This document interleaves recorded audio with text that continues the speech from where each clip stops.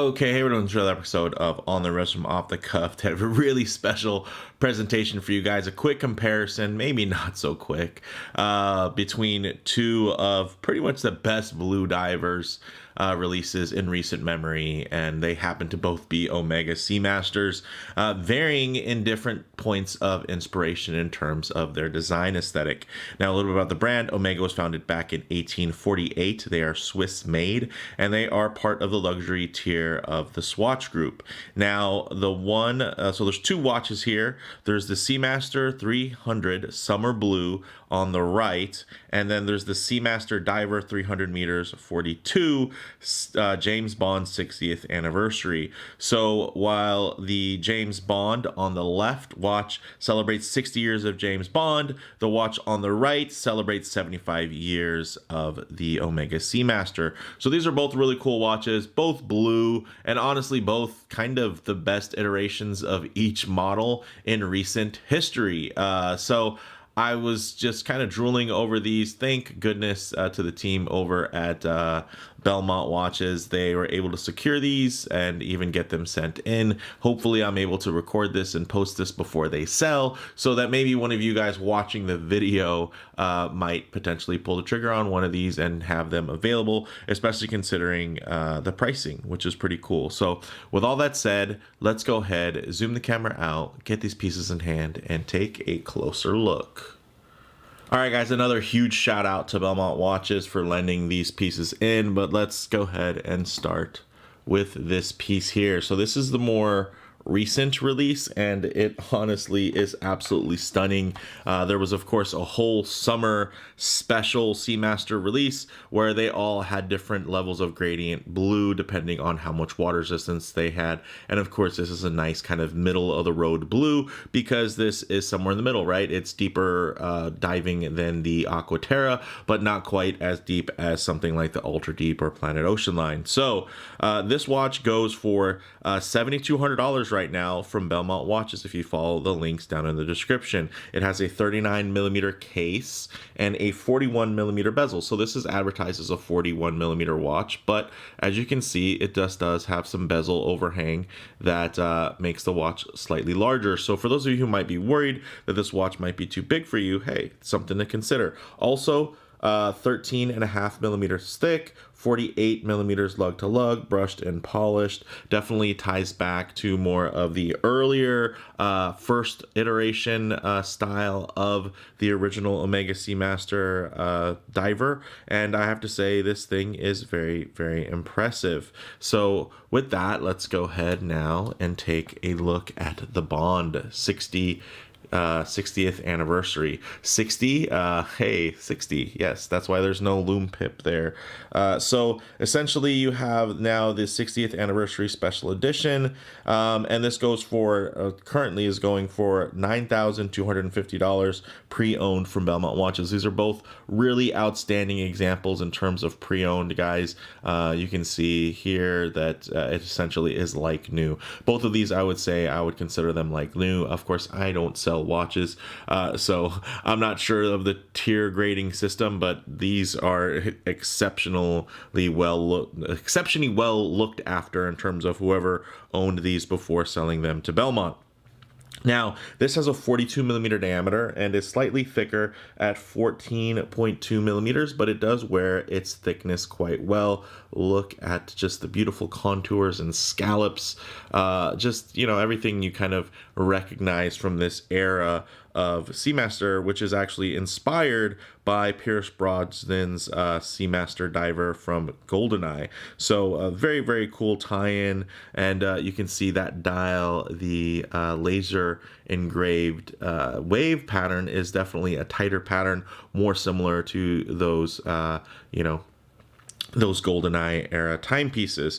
Also, it's 49.5mm lug to lug, a little bit longer lug to lug, but also a little bit more contoured, as you can see. Very nice sloping and draping happening with not only the bracelet, but also this beautiful case shape there. So quite nice, a bit more contemporary.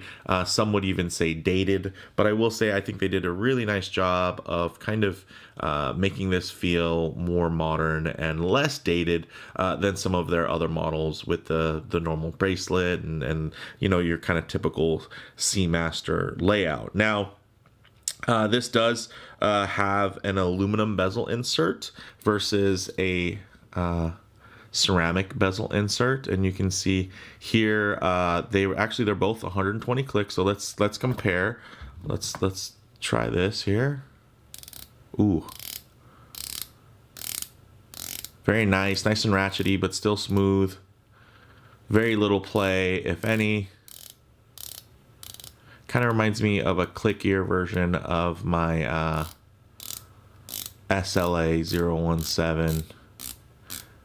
So this is going to be very, very audible in terms of when you're using it. You can really feel that, but it's not harsh or anything like that. So very nice bezel action. But you can also see, hey, it has a really great grip there. So the tactile engagement is also quite nice. Here, let's try that. Ooh. Wow. Okay. This feels a little bit tighter, but in a good way, like tolerance-wise.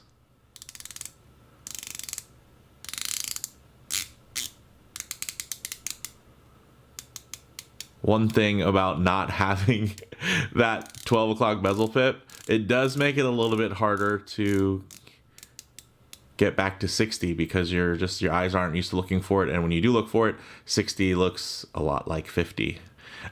So not too different than 20 either, right? If you're just kind of doing that at a glance. But this is actually really nice, and with these scallops I was kind of expecting it to not grip quite as well, but I think they really dialed in the basically what's the word I'm looking for, the resistance. Yeah, it's very smooth, but it still has enough snap to it. So they do feel different, but they both are quite good.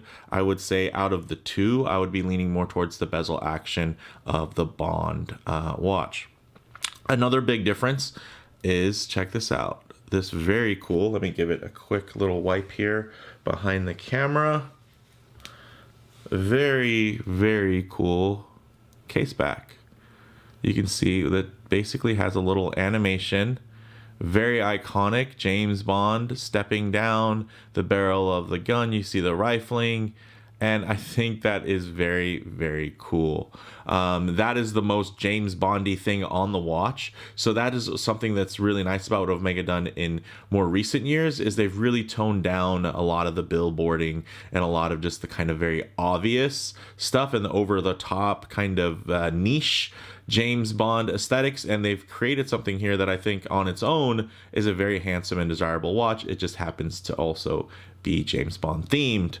Now, the case back on this summer edition, though, this thing is very cool. And speaking of kind of timeless, check that out. Let me get it to where you can see the top. That is very, very cool. So, ooh, that is a nice deep stamped case back. And again, it kind of commemorates the whole Seamaster range and the line, you know, going back to that gradient blue dial setup. Of course, this is going to be a bit more advanced when we take a look at the bracelet, because you're going to have the, you know, their newer. And then one thing I do like about this is when you slide it all the way out, you don't have too much protruding, because I don't really like the way that looks in terms of the way that it breaks, but you do have a couple of little adjustments there if you do want to get, you know, a little bit of relief, not to be used as a diver's extension, but a little bit of relief if your wrist swells. And in terms of dialing the size in, you do get 2 half links, which are present here. Unfortunately, there's not enough links in this watch for me to wear it comfortably. So when it comes to kind of on the wrist comparison, you know, I'm just going to kind of have to wing it and leave it with the clasp open. But with that said, let's actually go ahead and get these on the wrist. Okay, guys, as you can see, I don't have the clasp done, but very, very handsome on the wrist. And of course, if I do get my wrist too close to the lens, you're going to get a bit of perspective distortion. So I normally like to keep my wrist pretty low. And then I'll tighten in the shot once we get around. But you can see this lays really beautifully. One thing I think doesn't get mentioned enough about Omega is their brushing. Look at the fine hairline brushing on the side of that case. Don't mind all of the fingerprints, guys, but just enjoy that. I mean, as much as we love Grand Seiko for their Zaratsu polishing, I have to say I'm always exceedingly impressed by Omega's brushing. It is just pretty unrivaled within the space. Now, check this out. Now we got the Bond 60th anniversary. This thing is fantastic. It just wears beautifully. And of course, the mesh is going to contour to the wrist really well. And the watch itself is going to contour pretty well. Look at that. It just sits really beautifully. Doesn't it actually, even though it is thicker, it does feel a bit more planted, and it feels like it does hug the wrist a bit more versus here. You do have a bit of kind of an older school setup, and although it does have a beautiful drape in terms of wrapping around the wrist, it doesn't sit as low. It doesn't quite hug the wrist at the same capacity. So with that said, let's actually just tighten up the shot here. So we get a detailed look while not getting that distortion there. And you can see this sits beautifully centered on the wrist. My goodness. And it just gives you those old school vibes.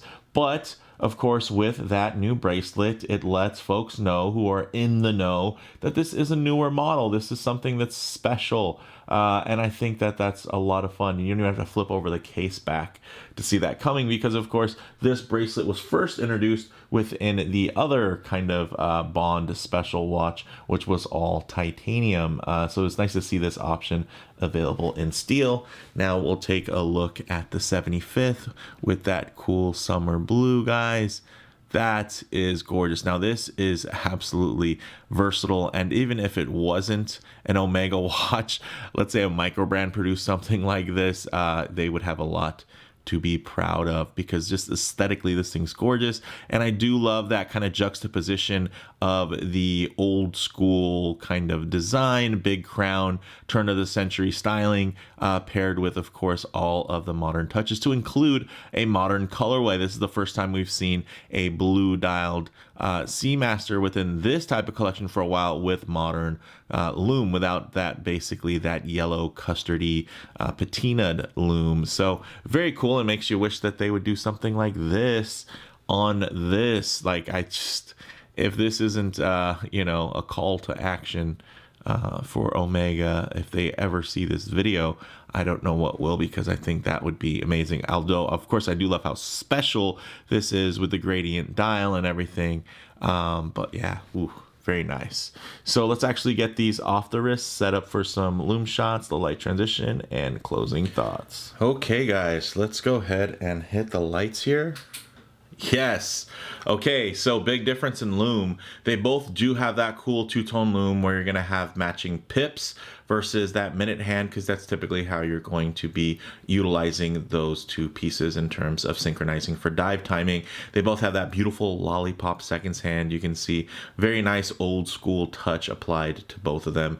And you can see that although the sandwich dial does the job, man, does that applied indice and fully lumed bezel really just step it up a notch. So those of you that are going to be really geeked out for Lume, you're probably going to be leaning more towards the Bond. Now, one thing, of course, I like to always work in is a bit of a low light transition, because you're not always going to be out in the middle of a field enjoying direct sunlight. A lot of times you're going to find yourself coming in and out of buildings, walking underneath overhangs, or just hanging out underneath the shade of a tree. So it is nice to see what these colors, textures, and finishes render like in less than optimal lighting. And my goodness, one thing that's already jumped out to me is that the Bond Seamaster, it just renders so dark, and it keeps that contrast always just at a really, really high level. Whereas, of course, that beautiful gradient setup is going to be not quite as dynamic. Of course, dynamic to the eye, but in terms of high contrast, you're going to see, that is going to be a little bit more of a washout where there's going to be a lot of the blues kind of blending together, versus you can see on the other side on the left, it's just going to be ultimately legible. So when you're taking this thing, if you're really somebody that needs ultimate legibility, maybe you're just, you know, a true adventurer and you're living your best life out there, that's something you might want to consider. So I'd say, of course, maybe it goes without saying that on the right side, the you know, the more vintageized Seamaster definitely has more of a dressy style to it, but that means that it also dresses up a bit better, at least in my opinion. Whereas, you know, the Bond is going to be a little bit more casual dress up, right? Yes, you can have it underneath the cuff, but I'd say be more kind of business casual versus business formal when you put it down together. And if you were to be wearing one in a tuxedo, I think I would prefer on the right for sure, just for that more classic look. My goodness. Yeah. And again, look at that. So you're seeing a lot of blue on blue, and then on one side, and then you're just seeing pretty much black and white. So very high contrast, very surprising and very cool. And then you can see, of course, also the wave pattern dial comes to life in a different way than the gradation there, where you're going to see almost like the center of the watch just illuminates on that gradation, gets brighter and brighter depending on the light, and it almost feels like it's emitting its own light, but it's just reflecting the light in a really fun and interesting way. So guys, you really can't go wrong with either of these. Some things I probably didn't mention, but I did show them in the specs. 21 millimeter lugs on the right hand side versus the left. You're going to have 20 millimeter lugs. So a bit more versatility in terms of options for aftermarket bracelets or straps. Although I'll say the straps and bracelets these come on are already really fantastic. So you'd be good to go to just kind of buy them as is and leave them on wrist. Very different kind of blue profiles, but still really fill that space for like, hey, I want a blue dive watch. I mean, my most watched video on the channel is me comparing a bunch of blue divers. And I feel like these are almost like the pinnacle of that idea of the blue dive watch. The beautiful thing about a blue diver is that it won't be mistaken for a Rolex Submariner, although yes, they do have, you know, what is it, like a white gold one that looks blue, or bluesies and, you know, two tones. There's something about the blue dive watch that is just a fun thing, and it's just like everybody kind of wants one in their collection. And if you are, you know, and you have a pretty diverse collection, maybe you're only going to have one dive watch, and maybe you're only going to have one blue dialed watch, and you want a blue dialed diver for that. I think either of these would be fantastic choices. I'm torn. Honestly, I think my ultimate watch would be a combination of the two. I would love that more high contrast and simple color palette of the darker Bond colorways put on to the more kind of I think classic and timeless design of the 75th anniversary special edition Seamaster. So these are both beautiful, but let me know what you guys think in the comments below. I think they're both a lot of fun. Maybe if I was going to have a singular watch, I don't know, that versus a watch in a collection, it's tough. They're both just so fantastic. I spent so many years feeling like this, at least the watch that inspired, and many of the watches that came before the Bond Seamaster were a bit overrated. But I have to say, this one, it just does everything right. It's very, very cool. And I mean, even the kind of, the whole Bond aesthetic about it is just done in such a tasteful and understated way that I can't help but, appreciate it. So with that said, let me know what you guys think in the comments below. If you like the video, please do a like. And if you haven't already, please subscribe for more content just like this. Thanks, guys.